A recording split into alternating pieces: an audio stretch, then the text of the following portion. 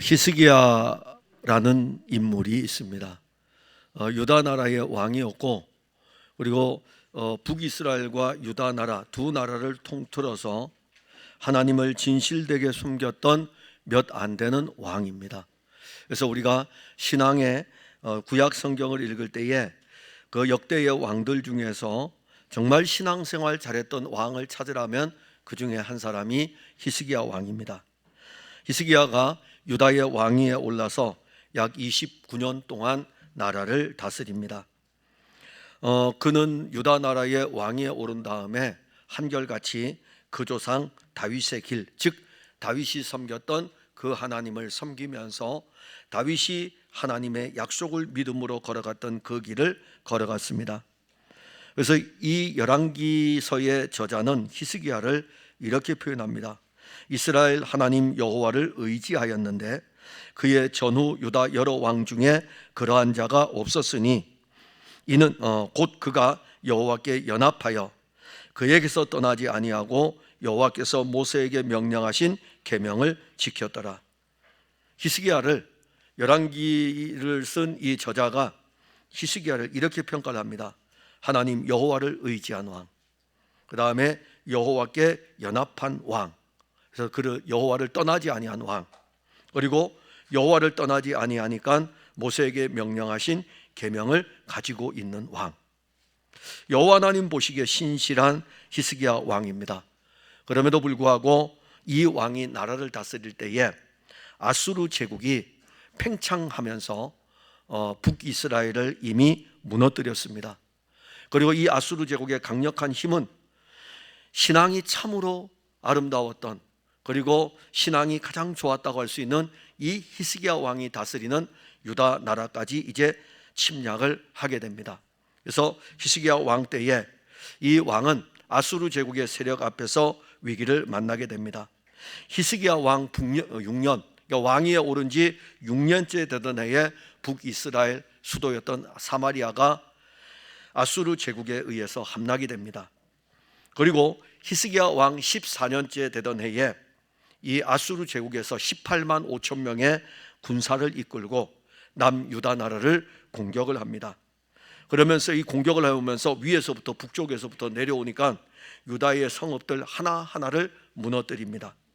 견고한 유다의 성읍들이 하나씩 하나씩 무너집니다.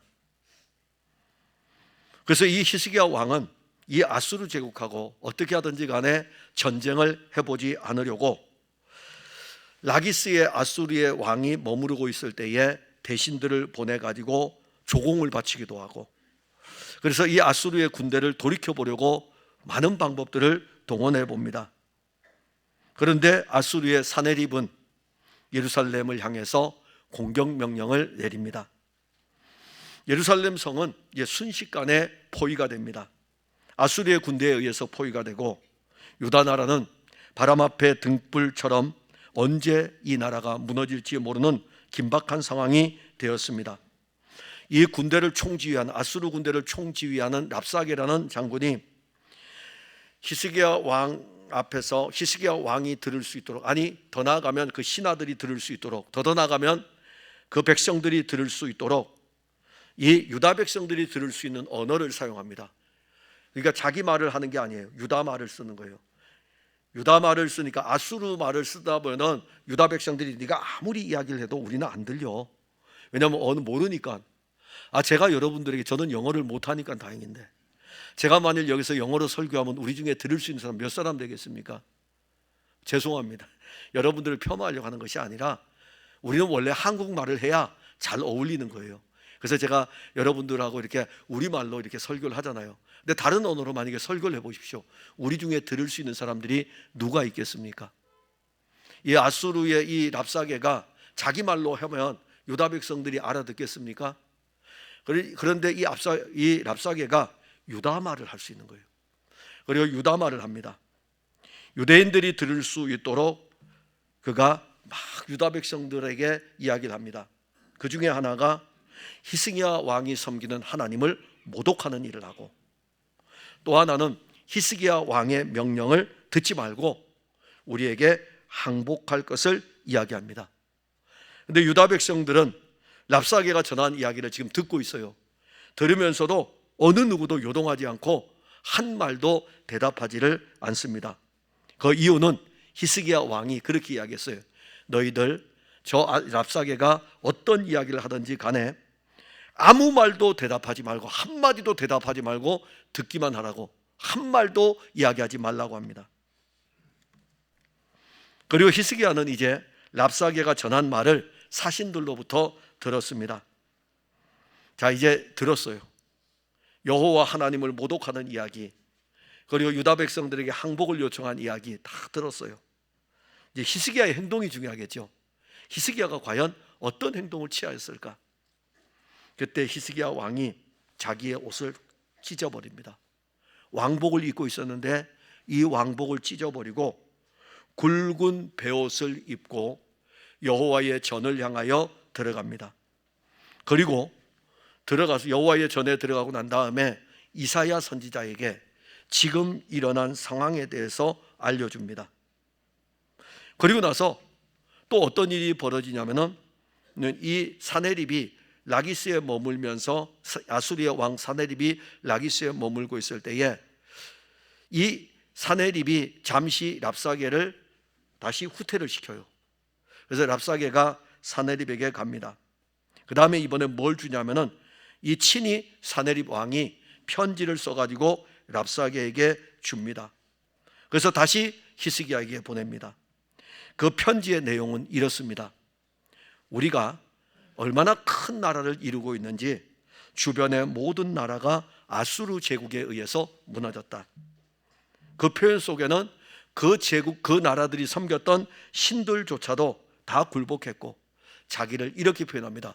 대왕 아수르. 대왕이라 이겁니다. 왕 중에 왕이라 이거예요. 내가 대왕이라 이겁니다. 각 나라를 다스렸던 왕들이 어디 있느냐? 내가 대왕이라 이거죠. 그러면서 만군의 여호와의 이름을 조롱합니다. 히스기야 왕이 이 편지를 들었어요. 자, 그러면 이번엔 또 히스기야 왕은 어떤 행동을 취할까요? 이 편지를 들고 히스기야 왕은 또다시 성전을 향하여 올라갑니다. 그리고 이번에는 이 편지를 펼쳐놓고 여호와 하나님 앞에 기도하기 시작합니다. 근데 놀라운 것은 편지를 펼쳐놓고 여호와 하나님 앞에 기도할 때에 얼마나 기도의 응답이 빠르게 오는지 아모스의 아들 이사야가 히스기야에게 사람을 보내서 이스라엘 하나님 여호와의 말씀이 내가 아수르 왕 사네립 때문에 내게 기도하는 것을 내가 들었노라. 히스기야의 기도에 대한 응답은 어떻게 나타내냐면 너가 나한테 기도하는 것을 들었는데 응답을 이렇게 주어요. 하나는 아수르 왕이 어떻게 될 것에 대해서 응답하셔요. 그리고 또 하나는 이 일이 그렇게 이루어지고 난 뒤에 어떤 징조, 즉 아수르의 이 사네립이 18만 5천의 대군이 다 죽임을 당하고 그리고 너가 아수르 그 제국으로부터 구원을 얻을 것에 대한 징조를 히스기야 너에게 보여줄 것이라고 말씀을 하십니다.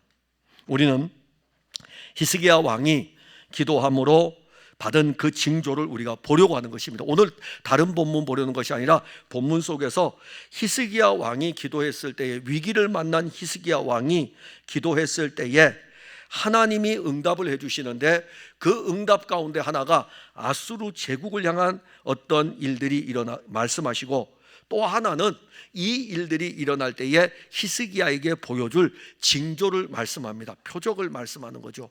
그 말씀을 보려고 합니다. 우리가 살다 보면은 인생의 여정에서 수많은 위기를 만납니다. 위기가 없는 인생이 없어요. 한 고비 넘기면은 또 한 고비가 오게 되고 또 한 고비를 넘기면 또 한 고비가 찾아옵니다. 그 많은 위기를 만날 때 정말 어떤 때에는 사방으로 우겨쌈을 당할 정도로 헤쳐나갈 길이 전혀 보이지 않을 때도 있습니다. 아마도 지금 히스기야의 상황이 그러할 것입니다. 혹 우리 중에도 사방으로 우겨쌈을 당하여 가지고 지금의 이 현실 앞에서 헤쳐나갈 수 없는, 정말 답답하고 동서남북 좌우 어디를 보더라도 나갈 수 있는 길이 없는 그런 상황에 있는 분들도 있을 것입니다. 근데 육신의 일만 그렇겠습니까? 영적으로 또 답답한 일이 얼마나 많습니까? 그냥 교회 와서 예배를 드려도 답답하고, 그리고 여러분들이 집에 가서 생활해도 영적으로 답답하고, 그런 답답한 일들이 우리에게 얼마나 많습니까? 그래서 우리가 오늘은 그 위기를 만날 때에 여호와 하나님이 일하시는 것을 우리가 보려고 합니다. 먼저는 위기입니다. 히스기야 왕의 위기이고 우리의 위기이기도 하죠. 열왕기하 18장 13절에 보면 히스기야 왕 제14년에 아수르의 왕 사네립이 올라와서 유다의 모든 견고한 성읍들을 쳐서 점령하며, 히스기야 왕이 나라를 다스릴 때 아수르 제국의 세력이 얼마나 엄청났냐면은 그 북쪽에서부터 내려오는데 그 세력이 엄청나게 강해가지고 북이스라엘까지, 위에 있는 아람 내려오면서 북이스라엘까지 멸망을 시키고, 그 여세가 대단했습니다. 아수르 주변의 모든 나라들은 남아있지를 않았습니다. 그러면서 이 사네립 왕이 다시 또 군사를 일으켜가지고 18만 5천 명의 군대를 이끌고 남유다 나라를 향해서 공격을 하는데, 이 순식간에 일어나는 일들이에요. 그 막 공격하는 여세가 얼마나 강력한지 유다의 견고한 성읍들이 함락됩니다. 그리고 아수리의 왕 사네립은 랍사게에게 명령을 내려서 예루살렘으로 올라가서 히스기야 왕을 공격하라, 히스기야 왕을 치도록 명령을 내립니다. 그래서 이제 랍사게가 군대를 이끌고 18만 5천 명 군대를 데리고 예루살렘의 이 예루살렘 성을 겹겹이 포위를 합니다. 그리고 이 랍사게가 누구를 부르냐면 히스기야 왕을 부른 거예요. 항복을 권유하려고 히스기야 왕을 불렀습니다. 히스기야 왕이 그때 랍사게에게 가는 것이 아니고 그의 신하를 보냅니다. 왕궁의 책임자였던 엘리야킴과 서기관이었던 셈나와 그리고 아셉의 아들 사관이었던 요아스에게, 이 세 명을 랍사게에게 가서 이야기를 하도록 합니다. 랍사게는 그들에게 이렇게 이야기합니다. 너희는 히스기야에게 말하라. 대왕 아수르 왕의 말씀이 내가 의뢰하는 이 의뢰가 무엇이냐? 대왕 아수르, 즉 사네립이 큰 왕인데, 사네립이 가장 큰 왕인데, 너희들 왕의 이야기가 의뢰하는, 너의 왕이 의뢰하는 그 의뢰가 무엇이냐? 그들이 볼 때는 하찮아 보이겠죠. 그들이 볼 때는 보잘것없이 보이겠죠. 아수르 대제국의 그 강력한 힘, 그 장군, 그 다음에 그 위에 대왕으로 불려지는 이 아수르 제국의 왕, 그 왕이 볼 때에는 유다 백성들 얼마나 우습게 보이겠습니까? 유다 왕 얼마나 하찮게 보이겠습니까? 그런데 이 유다 왕이 지금 누구를 의뢰합니까? 여호와 하나님을 의뢰하는 거예요. 이 유다 왕이 그 상황에서 여호와 하나님을 의뢰하니까 그 왕이, 대왕이, 아수르 대왕이 보내가지고 너희들 왕이 의뢰하는 그 의뢰하는 것이 무엇이냐라고 물어보는 것입니다. 세상 우리에게 그렇게 이야기해요. 세상은 우리에게 너희가 의뢰하는 여호와 하나님이 무엇이냐? 보잘것없는 존재가 우리들이에요. 정말 세상이 우리를 볼 때에는 세상에 겹겹이 우겨쌈을 당하여 가지고 우리 힘으로 헤쳐나갈 수 없는 그런 모습입니다.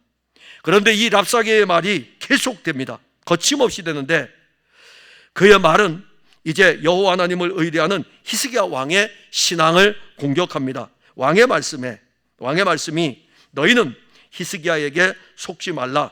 그가 너희를 내 손에서 건져내지 못하리라. 또한 히스기야가 너희에게 여호와를 의뢰하라 함을 듣지 말라. 그가 이르기를 여호와께서 반드시 우리를 건지실 것이라. 이 성읍이 아수르 왕의 손에 함락되지 아니하게 할지라도 너희는 히스기야의 말을 듣지 말라. 아수르 왕의 말씀이 너희는 내게 항복하고 내게로 나오라. 그리하고 너희는 각각 그의 포도와 무화과를 먹고 또한 각각 자기의 우물물을 마시라. 열왕기하 18장 29절부터 31절까지의 말씀입니다. 어떤 내용입니까? 지금 랍사게가 히스기야의 신앙을 딱 끄집어 가지고 유다 백성들이 들을 수 있도록 이야기를 합니다. 히스기야가 너희에게 여호와를 의뢰하라고 했는데, 그가 여호와께 의뢰하면 반드시 여호와께서 건져주실 것이라고 하였는데 히스기야 말 듣지 말라 이겁니다. 히스기야 말 듣지 말라 이거예요. 왜냐하면 지금 누가 있습니까? 아수르의 군대가 18만 5천 명이 와 있잖아요. 그리고 너희들이 정말 들어야 될 것은 아수르 왕의 이야기다. 너희들이 아수르 왕의 이야기를 들으면, 너희들이 아수르 왕에게 항복한다면 아수르 왕은 너희에게 포도도 줄 것이고 무화과도 줄 것이고 너희들이 먹을 우물물도 마시게 할 것이다. 그러니 아수르 왕에게 항복하고 아수르 왕에게로 나아오라고 이야기를 하는 것입니다. 세상이 지금 그러해요. 세상의 거대한 제국이 예수 믿어서 뭐 하겠어? 예수 믿지 마. 교회를 왜 다녀? 그냥 세상으로 와. 내가 너희들을 위해서 모든 것들을 다 펼쳐놓고 모든 것들을 제공해 줄게. 승진도 내가 주잖아. 승진도 회사의 사장님이 주는 거죠. 그죠? 맞죠?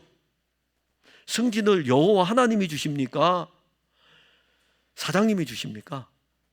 월급을 여호와 하나님이 주십니까? 사장님이 주십니까? 현실적으로 여러분들은 사장님으로부터 받죠.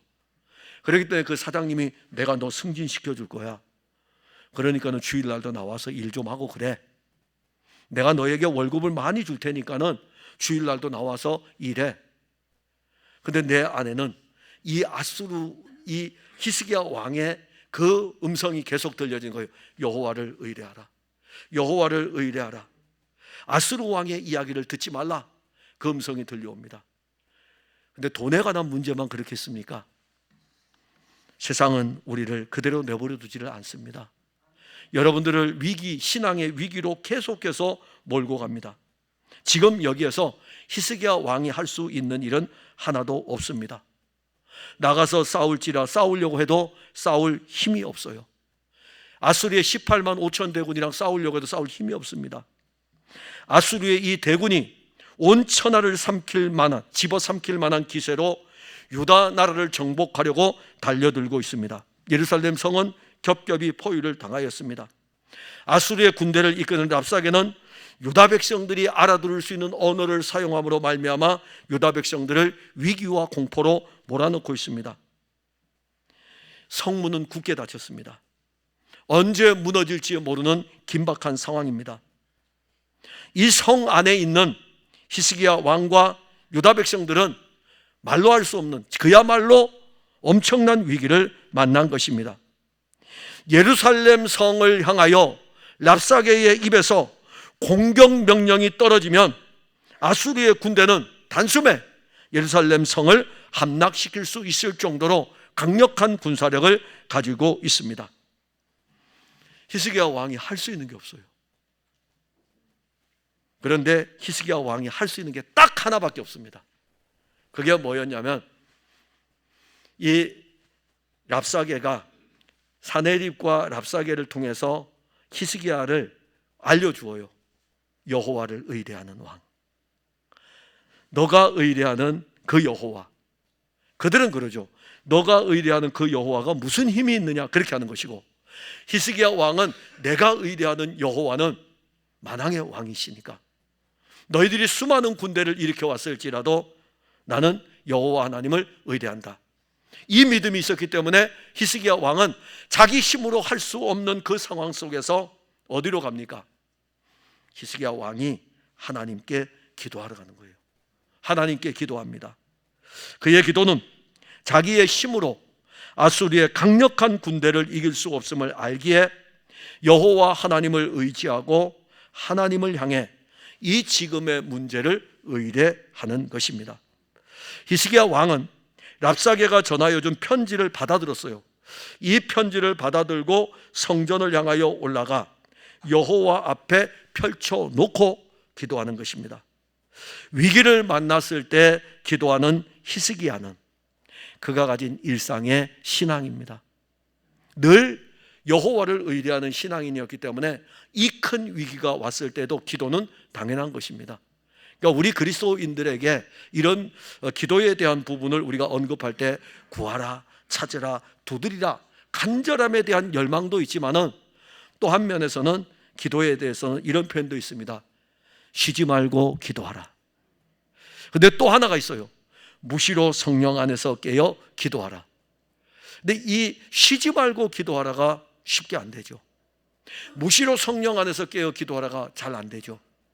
그런데 일상이 기도인 히스기야는 쉬운 거예요. 일상이 기도인 히스기야는 쉬운 것입니다. 우리가 금요일 매월 한 번 금요일에 기도회를 하죠. 여러분도 혹시 기도회를 하면서 기도가 막 힘들고 기도의 제목까지 나왔는데도 기도의 제목이 없으면 기도가 더 힘들죠. 뭘 기도해야 되지? 그런데 기도의 제목까지 나왔는데 기도하다 보니까 딱 짧게 끝나서 할 게 없는 거예요. 다른 사람은 막 기도하고 있는데 나는 기도할 것이 없는 거예요. 기도 안 한 사람들의 표시입니다. 기도 안 한 사람들은 기도 제목만 딱 읽고 나면 그 다음에 뭘 기도해야 될지를 몰라요. 그런 사람들이 기도를 하게 되면은 사실 이런 위기를 만났을 때에 히스기야처럼 기도하기가 어렵습니다. 왜냐하면 일상의 기도가 돼 있을 때에 위기를 만났을 때에 기도하는 것이 나오게 됩니다. 일상의 기도가 없는 사람은 위기를 만날 때 어떻게 하는지 아십니까? 하나님 앞에 나와서 그냥 한탄하는 거예요. 내 인생은 왜 이렇습니까? 내 인생은 왜 이렇습니까? 그러나 기도하는 사람은 그 위기를 만났을 적에 그 위기의 문제를 누구에게 딱 넘기냐면 의뢰하냐면은 하나님께 의뢰를 하는 것입니다. 열왕기하 18장 5절에 보면 히스기야가 이스라엘 하나님 여호와를 의지하였는데 그의 전후에 유다 여러 왕 중에 그러한 자가 없었으니, 그 신앙이 그래요. 히스기야 신앙이 지금까지 어떤 유다의 왕도 가지지 못했던 여호와 하나님을 의지하는 사람이 바로 히스기야입니다. 열왕기하 18장 6절에 보면 곧 그가 여호와께 연합하여, 즉 기도를 통해 가지고 하나님과 늘 영적으로 연합되어져 있던 왕이 히스기야 왕입니다. 그러니 아수르의 18만 5천 명의 대군이 몰려와 예루살렘을 에워쌀지라도 히스기야 왕이 가지고 있는 엄청난 무기가 하나 있었는데 그게 바로 기도였던 것입니다. 기도는 그 어떤 무기보다도 강력합니다. 그 무기는 히스기야의 힘으로 아수르를 대적하는 것이 아니라 아수르의 대군을 누구에게 넘깁니까? 의뢰한다는 것이 뭐죠? 의뢰한다. 의뢰한다는 것은 내게 있는 이 문제를 변호사에게 넘겨주는 거예요. 그리고 변호사 당신이 내가 이 사건을 의뢰했으니까는 내 문제를 해결해 달라고. 여호와께 의뢰했다는 것은 18만 5천 명의 아수르 대군이 왔으니까 이 아수르 대군의 문제를 여호와 하나님 당신에게 이렇게 넘깁니다 라고 하는 거예요. 그럼 이제 이 18만 5천 명은 누가 받았습니까? 히스기야가 대적하는 것이 아니라 여호와 하나님이 18만 5천 명을 받은 것입니다. 기도가 강력한 힘을 발휘한다는 것은 여호와 하나님이 이 18만 5천 명을 받으셨기에 그 문제에 대해서 이제 누가 일해야 됩니까? 아수르가 18만 5천 명이 왔을 때에 아수르의 대군을 향해서 히스기야가 싸워야 되는 것은 히스기야의 힘이지만 히스기야는 자기 힘으로 할 수 없으니까 여호와께 의뢰한 거예요. 맡긴 거예요. 여호와가 18만 5천 명을 받았어요. 이 18만 5천 명과 누가 싸울까요? 여호와가 일하시죠. 이젠 여호와가 일하시는 것입니다. 이게 영적인 놀라운 비밀의 은혜인 것입니다. 히스기야 왕은 위기의 상황에서 하나님의 사람 선지자 이사야에게 사람을 보냅니다. 그러면서 히스기야 왕은 이 위기의 상황을 어떻게 표현했냐면 이 위기 때문에 해산할 힘조차 없다. 그러니까 그야말로 위기를 만났을 때에 자기 힘으로 아무것도 할 수 없는 해산하는 여인, 해산할 여인, 해산할 힘조차 없을 정도로 모든 기력이 쇠해진 상태. 근데 이사야 선지자는 그 이야기를 듣고 난 다음에 히스기야가 보낸 사신들로부터 위기의 상황을 듣고 난 다음에 곧바로 여호와 하나님의 말씀을 알려줍니다. 우리가 열왕기하 19장 6절과 7절에 보면 이사야가 그들에게 이르되 너희는 너희 주에게 이렇게 말하라. 자, 위기의 상황을 들었어요. 이사야 선지자가 듣고 난 다음에 그 사신에게 이야기하는 거예요. 너희 주 히스기야에게 이렇게 말하라.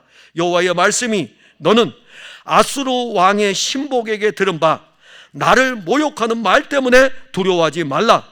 내가 한 영을 그의 속에 두어 그로 소문을 듣고 그의 본국으로 돌아가게 하고 또 그의 본국에서 그에게 칼에 죽게 하리라 하셨느니라. 위기의 상황에서 여호와 하나님이 곧바로 의뢰를 받으니까 18만 5천 명 대군 어떡합니까? 라고 넘겨받으니까 여호와 하나님의 말씀은 걱정하지 마. 이사야 선지자 통해서 말씀하시는 걸 히스기야 왕에게 알려줘. 내가 이 문제를 받았는데 여호와 하나님이 내가 이제 일할게. 어떻게 할 거냐면은 한 영을 보내가지고 그 영이 거짓의 이야기를 퍼뜨려가지고 거짓의 이야기를 듣고 아수르 왕이 고국으로 갑자기 급히 귀국할 수밖에 없어요. 막 그런 것들은 쿠데타의 문제겠죠. 그래서 급하게 군대를 일으켜 돌아갔다가 거기에서 칼에 찔려 죽을 것이다. 이게 여호와 하나님이 하시는 즉각적인 방법이에요. 위기의 상황에서 히스기야 왕의 기도는 바로 응답되었습니다. 그 응답의 내용을 보면 우리가 알지 못하는 크고 비밀한 일을 여호와 하나님은 하신다. 어찌 우리가 할 수 있겠습니까? 교란 작전을 어떻게 펼칠 수 있고 아수르 그 궁전에 가가지고 누가 그 일을 할 수 있겠습니까? 내가 하겠다 이겁니다. 내가 이 문제를 의뢰받았으니까는 내가 하겠다. 그런데 그 이야기를 딱 들었는데 보니까는 이거는 히스기야가 할 수 없는 일인 거예요. 얼마나 크고 놀라운 일을 여호와 하나님이 하십니까? 우리는 인생을 살면서 영적으로든지 육적으로든지 큰 위기를 만날 때가 있습니다. 그 위기를 만날 때 어떤 사람은 그 위기를 헤쳐나가기 위해 가지고 풍랑이는 바다 위에서 괴로이 노를 짓는 제자들과 같이 자기 힘으로 그 노를 저으면서 그 위기의 풍랑을 헤쳐나가려고 합니다. 헤쳐나갈 수 없는 위기 앞에서 우리의 노력은 무용지물일 뿐입니다. 사방으로 우겨쌈을 당하였는데 어떻게 우리가 위기를 헤쳐나갈 수 있겠습니까? 히스기야 왕이 하나님과 연합하여 있다는 것, 히스기야 왕이 하나님께 의뢰할 뿐만이 아니라 하나님과 연합하여 있어요. 근데 우리에게는 참 놀라운 은혜가 있는데 하나님이 그의 영을 우리에게 보내셔가지고 우리를 그리스도 예수와 연합이 되게 하셨습니다. 지금 우리는 그리스도 예수와 연합이 되어져 있어요. 그래서 예수 그리스도와 우리는 이제는 서로 다른 것이 아니라 하나입니다. 한 몸입니다. 그래서 예수의 죽음이 우리의 죽음이고 예수의 생명이 우리의 생명입니다. 연합이 되어져 있어요. 그와 함께 죽고 그와 함께 살고 그와 함께 일으키고 그와 함께 하늘에 앉히우고 이 영원까지 하나님은 그의 아들 그리스도를 통하여 가지고 우리를 예수 그리스도와 연합이 되게 하였습니다. 그럼 이제 연합된 우리가 해야 될 일은 뭘까요? 위기를 만났을 때. 그래서 예수님께서 하시는 말씀이 내 이름을 부르라 이겁니다. 내 이름을 부르라. 예수 그리스도의 이름을 부르고 그 이름으로 기도하는 이것은 누가 이제 가져갑니까? 연합이 됐으니까, 그리스도와 연합이 됐으니까 그리스도의 이름을 부르고 그리스도께 기도하는 순간 이 문제는 그리스도가 가져가는 거예요. 그러면 그리스도가 가져가면 히스기야 왕에게도 즉각적으로 응답했는데 이 문제를 가져가신 하나님 아들 그리스도가 그 이름으로 기도하는 것에 대해서 응답하지 않으시겠습니까? 그러면 어떤 징조들이 나타납니까? 오늘 본문이에요. 하나는 놀라운 생명의 법칙을 보는데 29절에 보면 또 내게 보일 징조가 이러하니 너희가 금년에는 스스로 난 것을 먹고 내년에는 그것에서 난 것을 먹되 제3년에는 심고 거두며 포도원을 심고 그 열매를 먹으리라. 잘 이해가 안 되죠? 이 말씀이 잘 이해가 안 되는데 이제 보시면 이 말씀이 얼마나 놀라운 생명의 법칙인가를 알게 됩니다. 자, 이 말씀은 아수르와의 전쟁으로 인해 가지고 유다 나라가 2년 동안 농사를 지을 수 없는, 그야말로 유다 나라가 농토가 폐허가 된 상태를 이야기합니다. 그 농작물이 밭이 전부 다 막 황폐해졌습니다.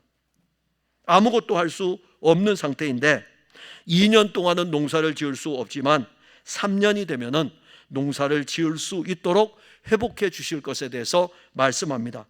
그런데 29절의 말씀을 자세히 살펴보게 되면은 전쟁으로 인해서 2년 동안 아무것도 할 수 없는 상황에서도 하나님의 돌보심을 볼 수 있습니다. 하나는 뭔가요? 스스로 난 것입니다. 스스로 난 것의 은혜예요. 즉 전쟁으로 인해서 모든 것이 초토화된 상황에서도 하나님은 자기 백성들이 먹을 수 있도록 스스로 자라난 것에 은혜를 주었습니다. 그러면 여기서 스스로 자라난 것은 무엇일까요? 유다 백성들이 땀을 흘려 수고하지 않아도 먹을 수 있도록 일하시는 하나님의 은혜입니다. 전쟁 중에 몇 개의 성이 무너지는지 아십니까? 48개의 성읍이 무너졌습니다. 48개 성읍이에요. 많이 무너졌습니다. 많이 무너졌어요. 아수르의 군대가 유다 땅을 휩쓸고 지나갔습니다. 마치 메뚜기 떼가 지나간 자리처럼 그 땅에 남은 것이 하나도 없습니다.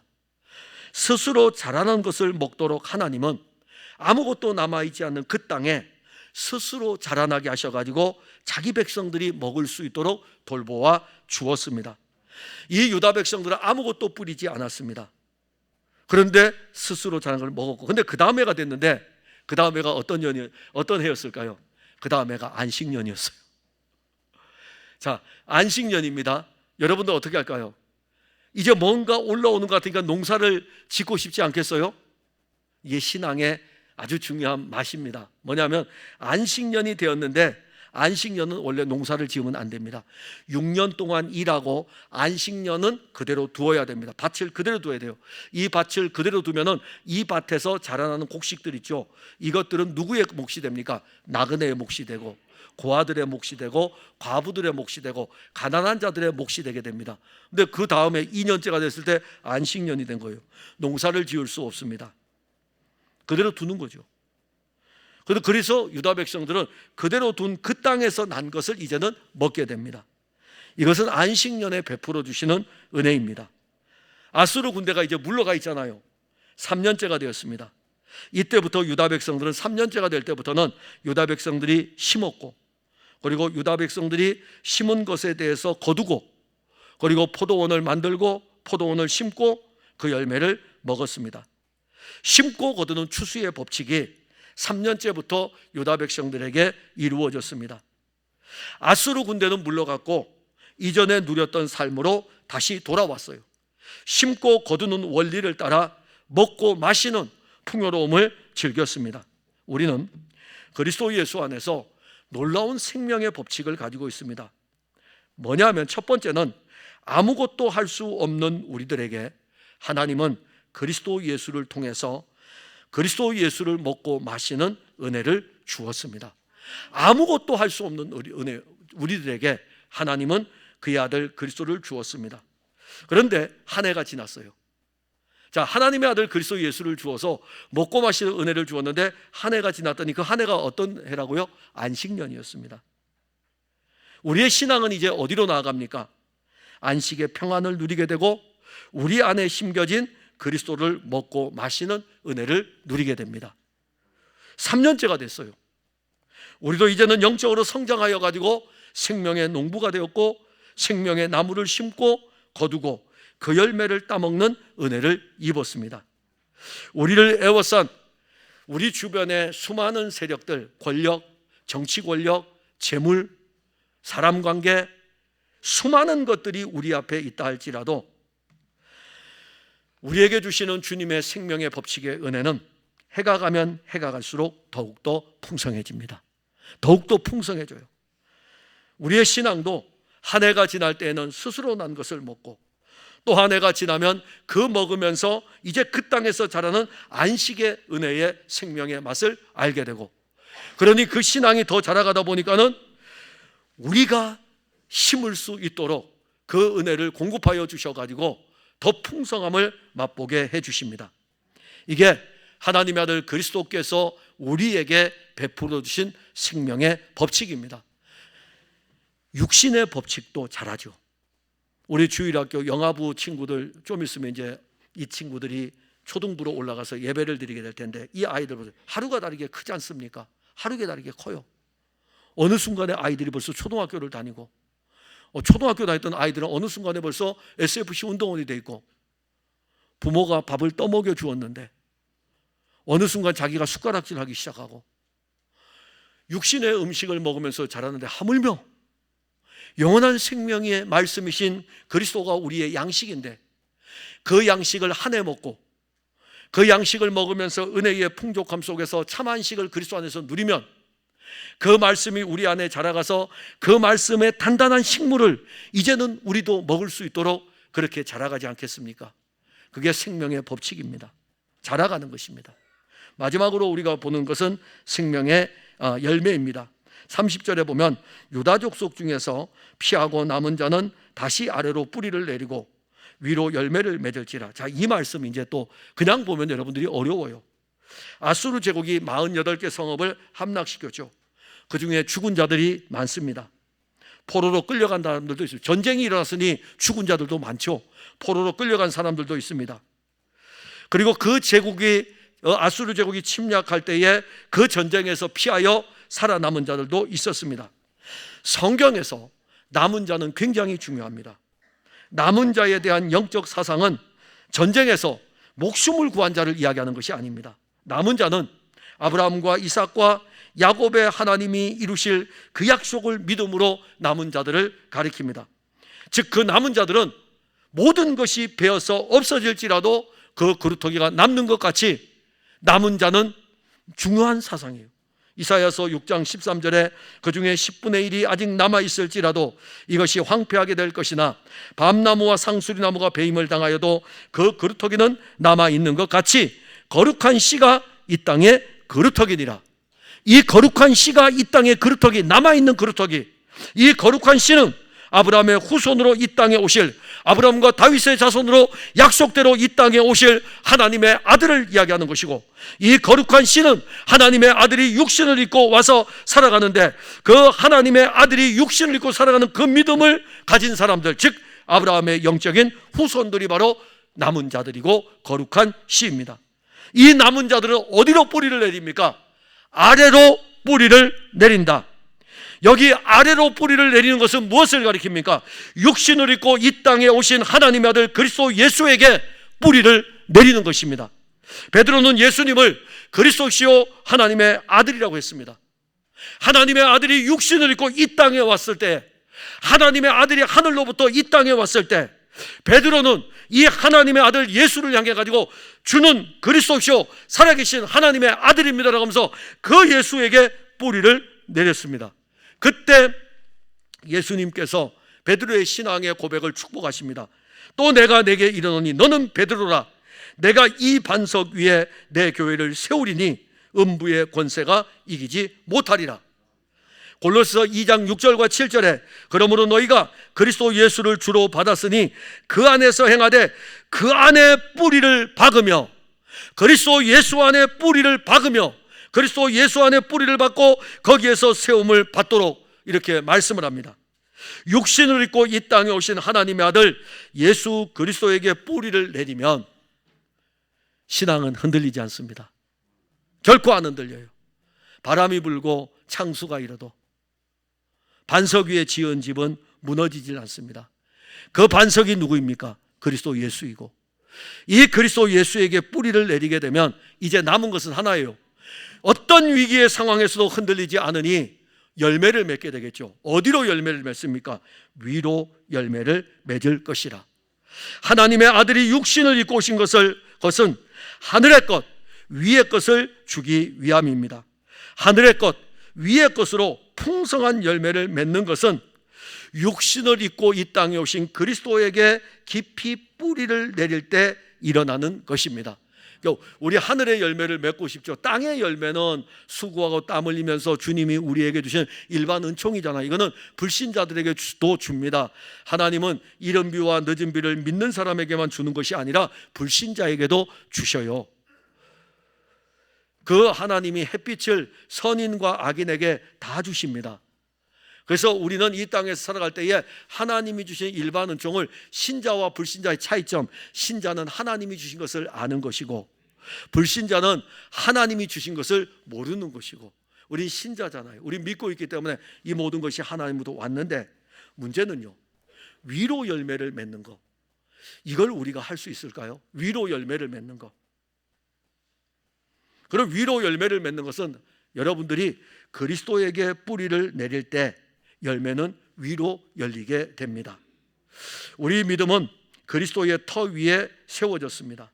우리가 가진 믿음은 우리로부터 난 것이 아니고 주 예수 그리스도로 말미암아 난 믿음입니다. 이 믿음이 그리스도에게 더욱 깊이, 그리스도로 말미암아 난 믿음이기 때문에 그리스도에게 뿌리를 내리게 되고, 그리스도에게 뿌리를 내리면 그리스도 예수의 양분을 받아서 하늘에 신령한 열매를 맺는 것입니다. 그 다음에 또 하나 우리가 볼 수 있는 것은 새 생명의 출발인데, 본문 31절에 남은 자는 예루살렘에서부터 나올 것이요 피하는 자는 시온산에서부터 나오리니. 자, 아수르 제국이 겹겹이 성을 포위했습니다. 예루살렘은 이제 더 이상 희망이 없습니다. 히스기야 왕조차도 어떻게 할 수가 없습니다. 성전에 올라가서 하나님께 기도한 것은 아수르 제국으로부터 구원을 얻을 수 있는 길은 여호와 하나님으로 말미암는다는 것을 알기 때문에 기도한 것입니다. 그리고 히스기야 왕은 하나님께 기도했어요. 하나님은 히스기야의 기도를 들으시고 난 다음에 자기 백성, 예루살렘 성에 있는 자기 백성들을 구원하십니다. 이것이 바로 유다 백성들을 위한 새로운 시작입니다. 그들은 하나님과 함께 새로운 출발을 하는데, 이 말씀이 기록될 때가 히스기야 왕입니다. 그때 활동했던 선지자가 이사야 선지자입니다. 이사야서 2장 3절에 많은 백성이 가며 이르기를, 오라 우리가 여호와의 산에 오르며 야곱의 하나님의 전에 이르자. 그가 그의 길을 우리에게 가르치실 것이라. 우리가 그 길로 행하리라 하리니 이는 율법이 시온에서부터 나올 것이요 여호와의 말씀이 예루살렘으로부터 나올 것임이니라. 말씀이 육신이 되어 오신 예수 그리스도, 시온에서부터, 저 영원한 시온에서부터 우리에게로 왔어요. 저 영원한 예루살렘, 새 예루살렘으로부터 우리에게로 왔습니다. 말씀이 육신이 되어서 왔는데, 말씀이 육신이 되어 우리 가운데 거하심에 우리가 보니까는 아버지의 독생자의 영광이요 은혜와 진리가 충만하더라. 이게 바로 우리의 신앙의 새로운 출발입니다. 우리는 예수 그리스도를 믿음으로 예수의 생명, 이 예수의 영광을 가지고 있습니다. 이 생명이 이제 우리의 생명이 되었고, 이 생명은 우리를 하여금 어디로 나가게 합니까? 저 새 예루살렘에서 우리에게 오신 그분이 이제 우리 안에서 새로운 생명을 주셔가지고 예수 생명으로 우리로 하여금 오신 그곳으로, 새 예루살렘을 향하여 신앙의 새로운 출발을 하게 하는 것입니다. 우리는 흙에서 왔다가 흙으로 가는 아담의 모습으로 살다가 이제 예수 그리스도가 오심으로 말미암아 새 예루살렘에서 오신 그분, 다시 거기로 가셨으니 그 생명을 가진 우리들은 예수 그리스도를 향하여 나아가게 되고 새 예루살렘을 향하여 새로운 출발을 하게 됩니다. 사랑하는 성도 여러분, 우리 육신을 입고 사는 동안에 수많은 위기를 만날 수 있지만, 또 어떤 사람들은 풍랑이는 바다에서 괴롭게 노를 젓기도 할 것입니다. 위기를 만날 때 우리의 힘으로 우리를 위기로 몰아넣는 이 아수르를 이길 수 없습니다. 위기에서 우리가 할 수 있는 일은 예수 그리스도의 이름으로 기도하고, 기도를 통해서 우리의 이 문제들을 주님께 넘겨주시면 됩니다. 넘겨주시면 돼요. 그리고 이것을 넘겨주게 되면 기도를 통해서 주님에게 넘겨줬을 때에 주님은 우리의 위기에 개입하십니다. 그리고 우리에게 개입하셔가지고 우리에게 이제는 이 위기에 개입해서 주님의 역사를 보게 할 뿐만이 아니라 우리로 하여금 새로운 생명으로 사는 법칙을 딱 하나 주시게 돼요. 그건 바로 성령으로 말미암아 생명의 법칙이 우리에게서 이제부터 작동되게 됩니다. 로마서 8장 1절과 2절이 그래서 감사한 것입니다. 로마서 7장만 보면 정말 암울하죠. 율법으로 할 수 없는 그거, 육신으로 할 수 없는 그거, 죄와 사망에서 건질 수 없는 그거. 그래서 바울이 오라 나는 곤고한 자로다. 누가 나를 이 사망의 몸에서 건져랴. 죄인 중에 내가 괴수로라. 거기밖에 해요. 그런데 바울이 로마서 8장을 건너가면서 우리에게 무엇을 증거합니까? 우리에게 생명의 성령의 법칙이 있다는 것을 알려주고 있고, 이 생명의 성령의 법칙이 죄와 사망에서 우리를 건졌다고 말씀하고 있습니다. 이 생명의 법칙이 이제 우리 안에 있게 되고, 이 생명의 법칙이 우리로 하여금 그리스도 예수에게 뿌리를 내리게 하고, 이 생명의 법칙으로 말미암아 그리스도 예수에게 뿌리를 내린 우리를 통하여 가지고 위의 열매를 맺게 하는 것입니다. 이것이 우리가 새롭게 걸어가는 새 생명의 출발인 것입니다. 그러면 이 일을 누가 이루십니까? 성경에 여호와의 열심히 이루리라, 여호와께서 이루실 것이다. 기도하겠습니다. 하나님, 은혜를 감사합니다. 오늘 우리가 위기를 만났을 때에 우리를 위해서 일하시는 주의 말씀을 보았습니다. 히스기야 왕 때의 사건을 통해서 주의 영이 이 말씀을 이끌어 우리에게까지 가지고 왔습니다.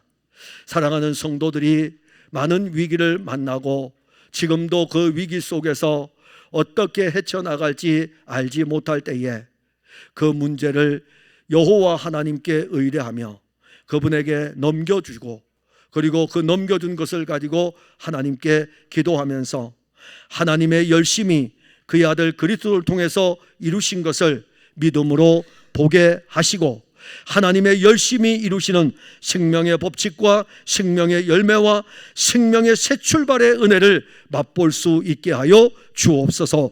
예수님 이름으로 기도하옵나이다. 아멘.